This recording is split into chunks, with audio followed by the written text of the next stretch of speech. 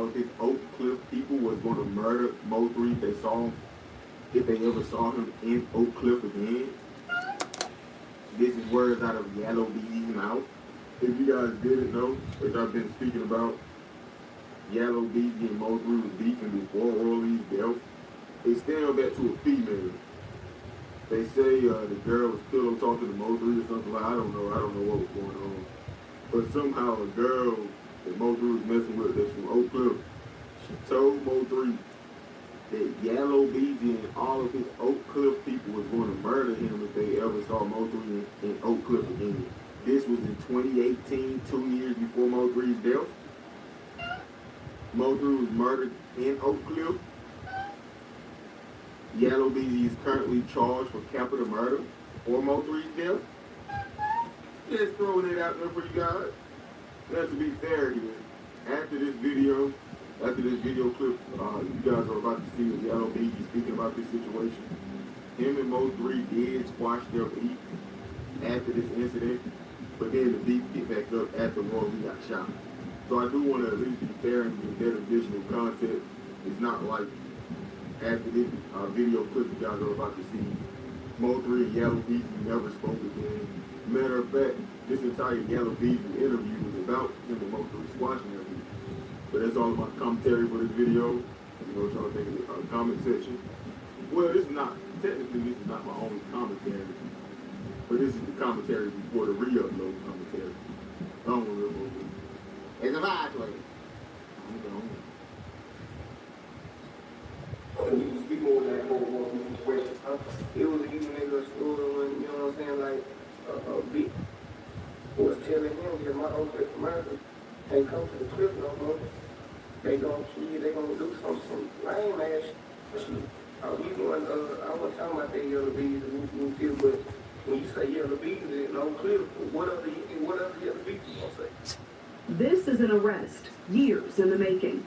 Rapper Marquise Conway, known as Yellow Beezy, charged with capital murder in connection to the shooting death of Melvin Noble, a rival artist who went by Mo 3.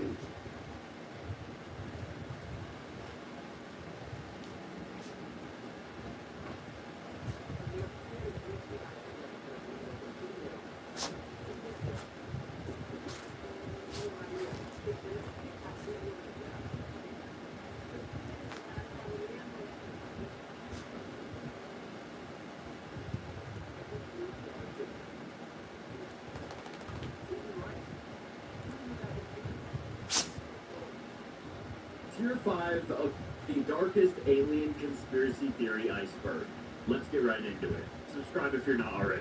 The first theory is Philip Schneider's final lecture. So we have previously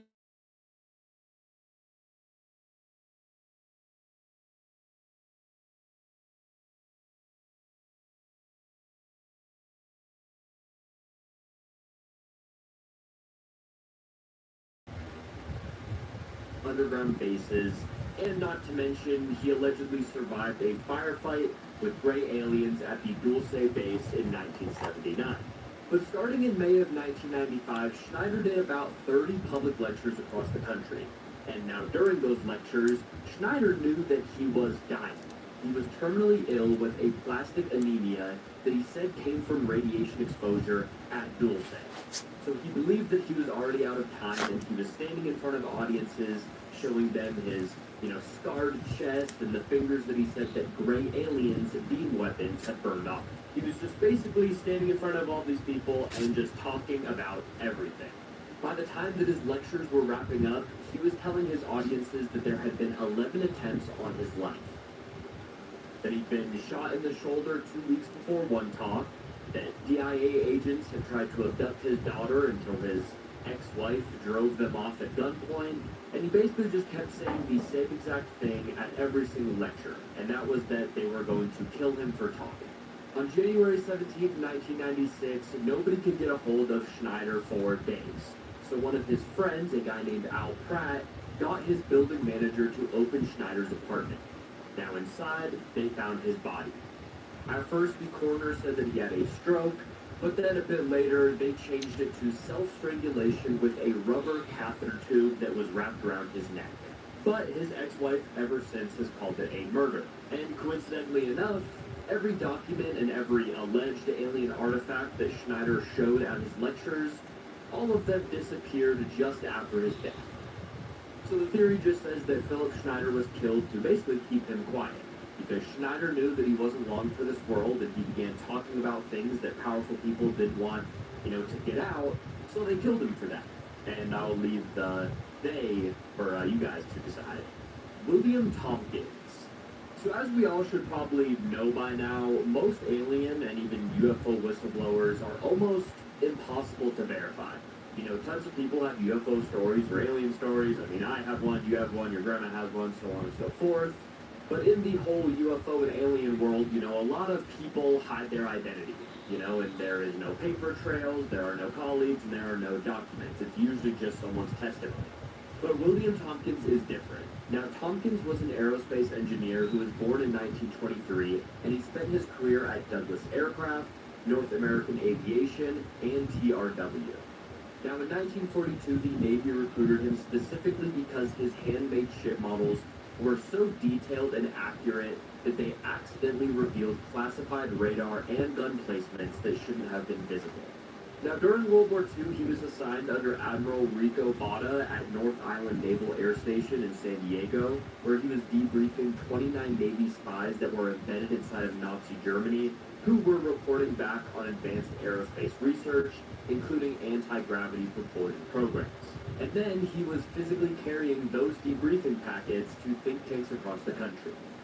Now, starting in 1951 at Douglas Aircraft, Tompkins says that he spent 12 years inside an above-top-secret think tank designing kilometer-long spacecraft carriers for the Navy. Now, he says that those eventually got built in underground shipyards in Utah in the 1970s. He also says that Neil Armstrong's famous transmission during Apollo 11 included a suppressed portion where Armstrong reported these massive, structured crafts surrounding Tranquility Base and described them as like these threatening crafts or whatever. He also says that 3 of his secretaries at Douglas Aircraft turned out to be Nordic extraterrestrials, and he only found out when one of them fell down the stairs and was hospitalized and let something slip to the medical staff. So this whole entire theory is that everything William Tompkins said was real, or everything that he talked about was real. Now, there is a paper trail for the first part of his story, and another detail is that he's never changed anything he has ever said in the, years that he's been talking about this. Or I guess was talking about this. The Mars Colony Soldier. So there's a man named Randy Kramer who claims that he was recruited into a classified military program called Project Moonshadow when he was 3 years old. Now, after he was recruited, he was then genetically enhanced, and he was trained as a super soldier until he turned 17. In 1987, he says that he was formally enlisted into the U.S. Marine Corps Special Section, which was a classified unit created by Eisenhower specifically to interface with extraterrestrials, and then he was contacted out of something called the Mars Defense Force. Now, the Mars Defense Force allegedly existed to protect 5 human civilian colonies on Mars that were run by a corporate entity called the Mars Colony Corporation. Now, Kramer spent 17 of his 20 years on Mars itself, where he was fighting these territorial battles against these indigenous Martian species, and I guess one was a reptilian species and the other was an insectoid species. Now, his last 2.5 years on Mars, he served as a captain aboard an interplanetary spacecraft called the EDF Nautilus. Now, 17 years into his service, there was a mission to retrieve ancient reptilian artifacts from a Martian cave that went wrong. Now, at the end of his 20-year service, he was age regressed back to 17, and then he returned to the exact point in time that he left, which is the same, 20 and back process that Corey Goode described, if you guys remember that whole story and everything. So this theory is just saying that there are humans living and working on Mars right now, and they are under this corporate management protected by a military force that, most people have never heard of. I mean, the U.S. government knows about it, and other, world governments know about it. And then the soldiers doing that work get sent back in time when they're done, so nobody on Earth ever notices that they were gone. The Linda Moulton Howe briefings. Now, Linda Moulton Howe is an Emmy Award-winning documentary filmmaker and investigative journalist. In 1983, she was producing a UFO documentary for HBO called UFOs, The ET Factor. Now, through a UFO-focused attorney named Peter Jerson, she was connected to an Air Force Special Investigations agent named Richard Doty, who we should all know by now. And then she was invited to Kirtland Air Force Base in Albuquerque. Now, on April 9th, 1983, Doty sat Howe down in a secure room. He reached into a desk drawer and he handed her several typed pages. Now, he said that his superiors had asked him to show it to her. So she read it and asked questions, but she couldn't take notes. Now, the document at the top read, "Briefing paper for the President of the United States of America." Now, the document described multiple UFO crash retrievals across New Mexico and Arizona and even Mexico. It also listed government programs including Project Sigma, Project Snowbird, and Project Garnet. It also contained a section claiming that 2,000 years ago, extraterrestrials had created a being and placed it on Earth to teach humanity about love and non-violence. Doty then promised Howe thousands of feet of actual UFO footage and alien artifacts for her documentary. So, she waited for Doty to give that shit to her, but he never did, and the HBO deadline passed. And obviously, the whole entire documentary in the project was canceled. Later, Doty denied that the meeting ever happened. Howe then filed a sworn affidavit stating every detail of her account was true and then offered to testify under penalty of perjury. Howe has also maintained her account publicly for over 40 years without changing any details at all. So this theory just says that a credentialed, Emmy-winning journalist was deliberately shown classified-looking government documents about alien crashes and retrievals and all of that shit, and then she was strung along until her project died, and that was all by Richard Doty, who was the same Air Force counterintelligence agent who was simultaneously running a disinformation campaign against Paul Benowitz. If you remember what happened to Paul Benowitz, he ended up going Open your insane mouth. and all Open. that shit. Open. John Lear's briefing Open. document. Now, John Lear was a Open. Lockheed L-1011 airline captain who held every aviation rating that the FAA issues. He had flown over 160 types of aircraft across more than 50 countries, and he had flown missions for the CIA during the Vietnam era. And not to mention that his father was William Lear, who was the man who invented the Learjet. Now, on December 29, 1987, Lear posted a document on Paranet, which was an early internet bulletin board, and that document permanently changed how UFO researchers talked about UFOs. Now, the document claimed that the U.S. government had been in a covert relationship with gray extraterrestrials for about 20 years. FJ-12 had negotiated the original treaty after crash recoveries in the late 1940s, agreeing to cover up UFO evidence and tolerate a limited number of abductions in exchange for technology. Now, Lear claimed that the government eventually realized that it had been completely deceived, and that the Greys were conducting far more abductions than they were disclosing, and that children were being taken, and that humans and animals were being disassembled in underground facilities in vats of liquid for biological material extraction. He also claimed that Hollywood films like E.T. and Close Encounters were government-sanctioned productions designed to condition the public to view extraterrestrials as friendly before an eventual forced disclosure.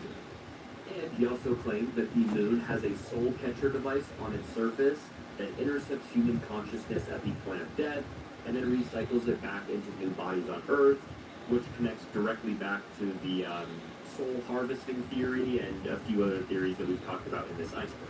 So this theory says that the government didn't just make a bad deal with aliens. It made a deal, they then got deceived, they lost control of the entire situation, and then they used Hollywood to quietly prepare the public for a truth that it still hasn't officially delivered. Now, Lear said all of this on the public record in 1987, and then he died in 2022, and he never changed anything that he said. Crazy. What's the difference between northern tooling equipment pressure washer and contaminated adequate box? Well, what's the difference from wieldy industrial strength PSI? Just putting a thumb on the input guide codes. A word of it. What's the difference between opening a giant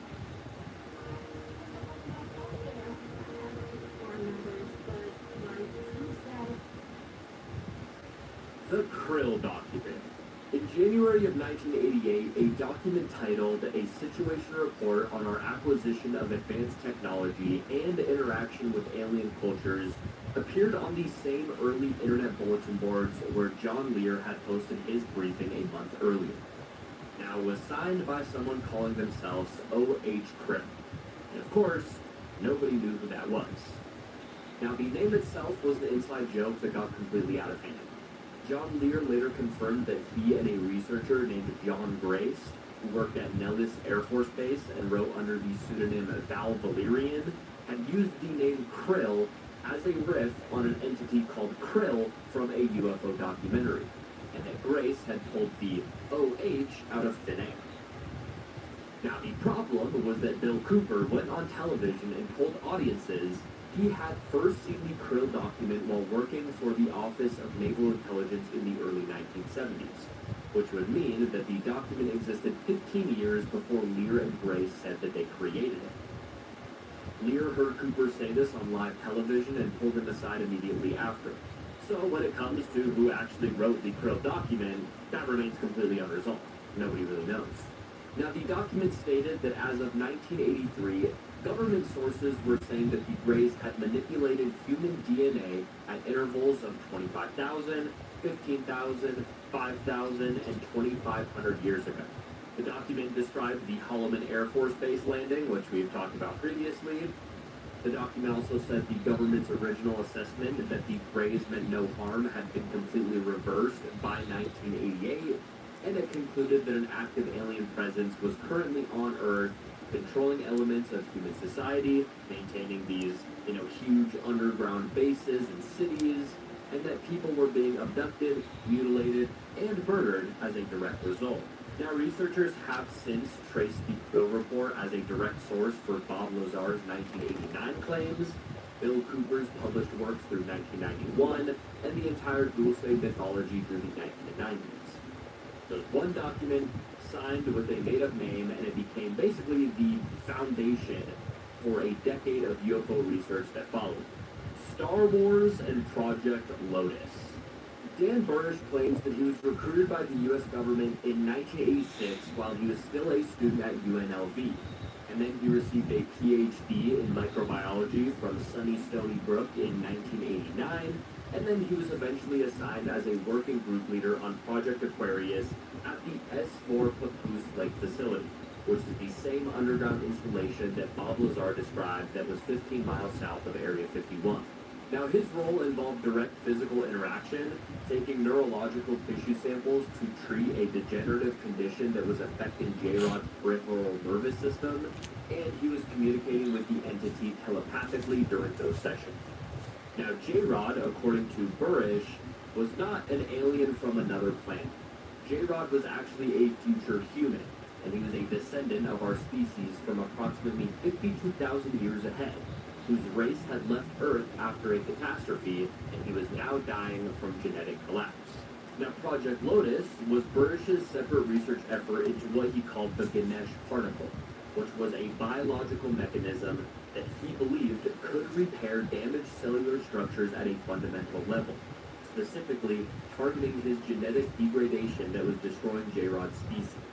Now, Burrish believed that this particle represented a potential bridge between human biology and the failing physiology of whatever humanity eventually becomes.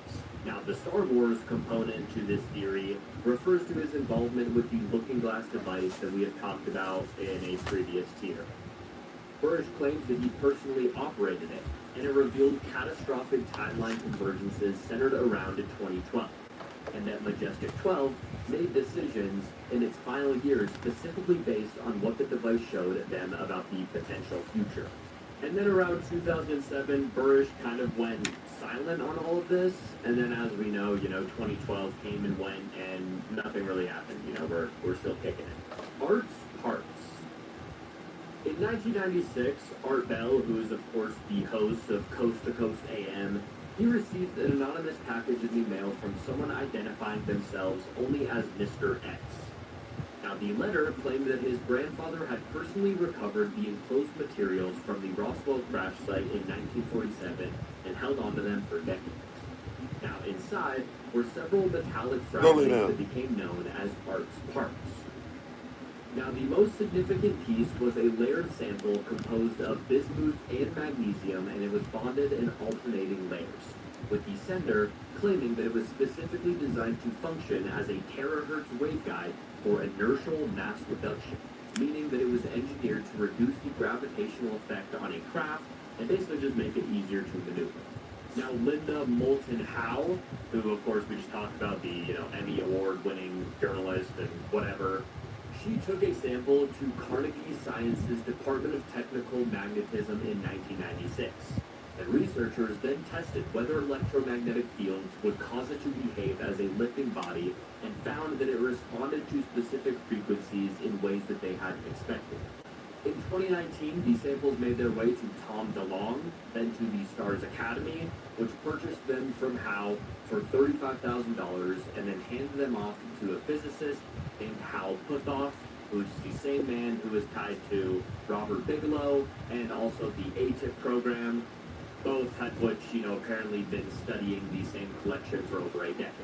Now, Arrow eventually analyzed the material and described its structure as certainly unusual, while concluding that it could not function as a terahertz waveguide as it was originally claimed. Now, a separate researcher successfully replicated the bismuth magnesium layering in a lab using an industrial process called the Betterton-Kroll process, which is used in lead refinement.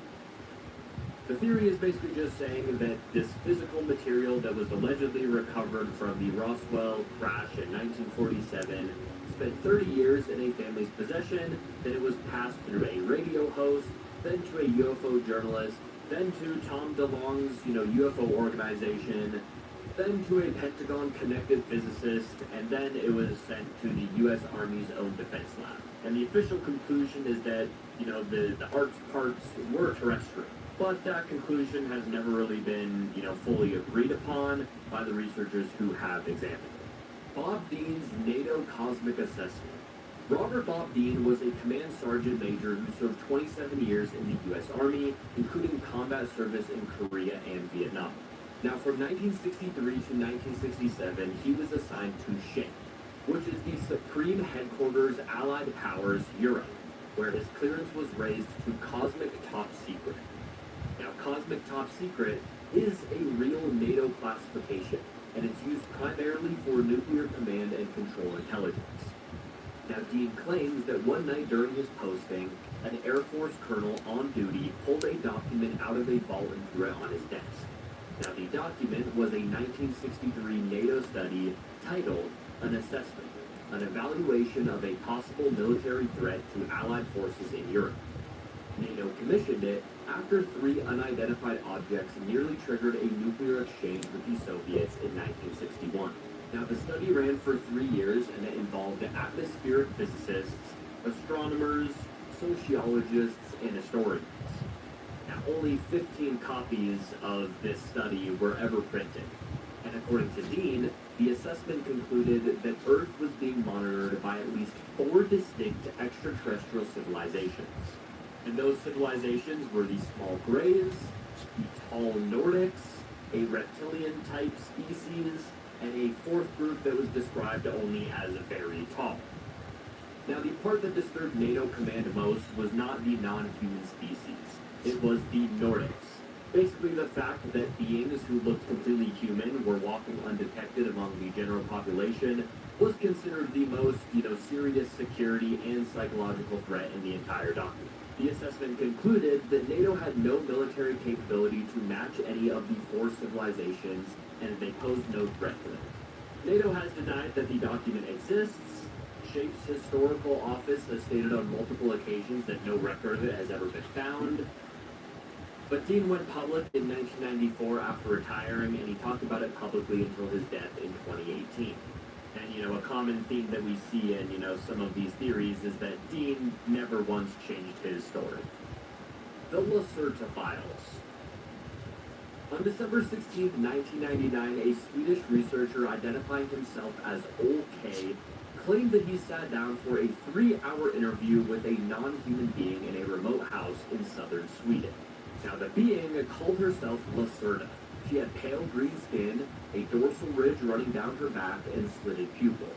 She communicated partly out loud and partly through direct telepathy. Now, the transcripts were first published in German in early 2000, and then they were translated into multiple languages, and they were circulated widely across early internet forums. Now, according to the files, Lacerta's species, which she called the Saurians, evolved from dinosaur-like ancestors millions of years before any human ancestor existed. Now, when a catastrophic war between two extraterrestrial factions hit Earth around 65 million years ago and caused the extinction event that mainstream science attributes to an asteroid, her species survived by going underground. They have lived there ever since in cities lit by artificial suns, with technology that she described as far beyond anything on the surface of Earth. She said that some of her kind regularly walk among humans using technology that makes them appear completely human. She also described humans as one of 7 experimental creations by an extraterrestrial race called the Illogem, which were bred initially as a labor resource. Now, the 6 attempts before modern humans were either destroyed for rebelling or they were wiped out in catastrophes. This places her account directly alongside the Anunnaki and alien DNA theories that we have talked a bunch about in this iceberg.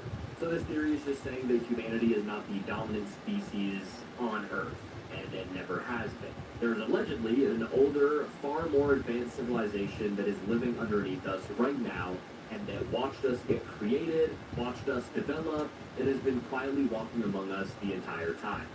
And also, according to Lacerta, we are not the first version of humanity. We are the 7th attempt at humanity, which is pretty wild. The Cooper and Castellano documents. Milton William Cooper, we have talked about before, but he was a decorated Navy veteran who served on submarines and claimed that he was attached to the briefing team for the Commander-in-Chief of the Pacific Fleet, where he says that he saw classified documents that were related to alien contact and government cover-ups. Now, in 1989, he posted a document to Paranet titled Operation Majority. He introduced it by writing that this was his death warrant if MJ-12 continued to operate. Now, the document made claims that went significantly further than anything that John Lear or the Krill Report had put forward. According to Cooper, MJ-12 has been running the world's illegal drug trade to fund its alien-connected programs, specifically because the costs were too high to run through normal congressional appropriations without exposing the entire operation. Now, the justification that was written into the program was that it would identify and eliminate what the document called weak elements of society. He also claimed that AIDS was a deliberately engineered biological weapon developed for population reduction. He also claimed that JFK was assassinated by his own Secret Service driver, specifically because Kennedy had told MJ-12 that he was going to disclose the alien presence publicly, and that the suppression of alien-derived free energy technology was deliberate because limitless cheap energy would destroy the economic control systems, keeping the entire apparatus in place. Cooper later publicly reversed his whole entire position on UFOs entirely, stating that he believed the entire alien narrative was itself a manufactured psychological operation or a fabricated threat being seeded into public consciousness to justify a future one-world government. He said that the UFO cover-up was the cover story and not the truth. Now, in November of 2001, sheriff's deputies attempted to serve an arrest warrant at his home in Eager, Arizona, where a shootout followed. Now, Cooper ended up shooting one deputy in the head before he was killed by return fire. So this theory is just saying that the UFO cover-up isn't just about hiding aliens. It's about hiding a permanent, self-funding shadow government that finances itself through drug trafficking, that engineers diseases for population control, and then uses the entire, alien narrative itself as a distraction from what's actually being done to the people that it was supposedly created to protect. The Maury Island incident suppression. On June 21st, 1947, which was 3 days before Kenneth Arnold's famous flying saucer sighting, a harbor patrolman named Harold Dahl was out on his boat with his son, 2 crew members, and their dog near Maury Island in Puget Sound. Now, he reported 6 large donut-shaped craft hovering overhead.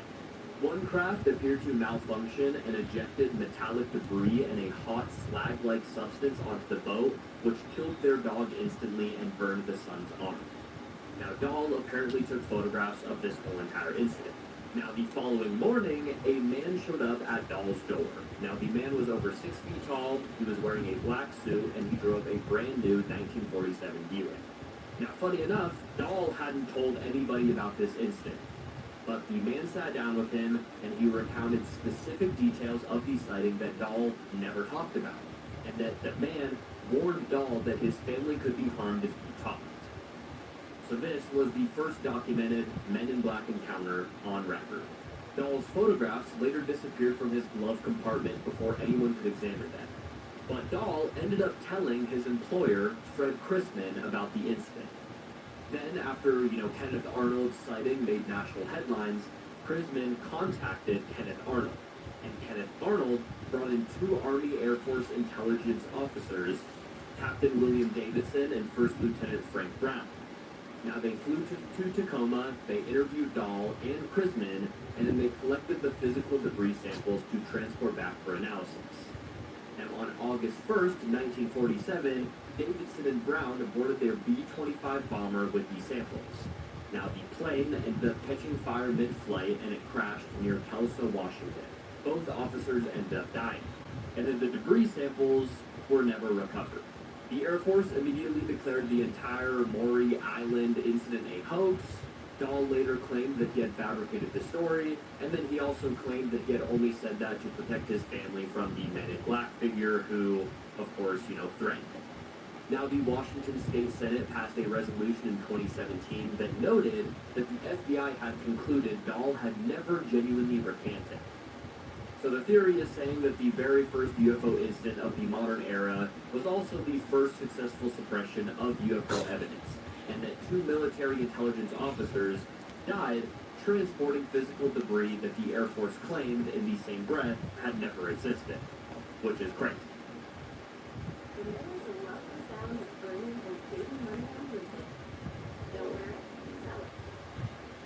Back to full season. Get your first 3 months for $10 a month when you bring your phone to Boost Mobile. Our local team consistently gets 5 stars for fast, friendly service and the best wireless deal.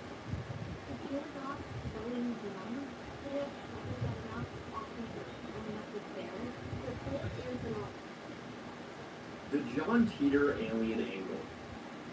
Now, between November of 2000 and March of 2001, someone posting as John Teeter appeared on an internet time travel forum claiming to be a U.S. military soldier from 2036 sent back to 1975 to retrieve an IBM 5100 computer needed to fix a software crisis in his own timeline. Now, he posted consistently for several months, and then on March 24th, 2001, he said that he was leaving and he was never heard from again. Now, there were 2 specific claims that held up after he disappeared. He described the IBM 5100 as having an undocumented ability to debug code in older programming language that virtually nobody outside of IBM would have known. IBM engineers later confirmed that this was accurate. In a 2001 post, he asked, "Care to share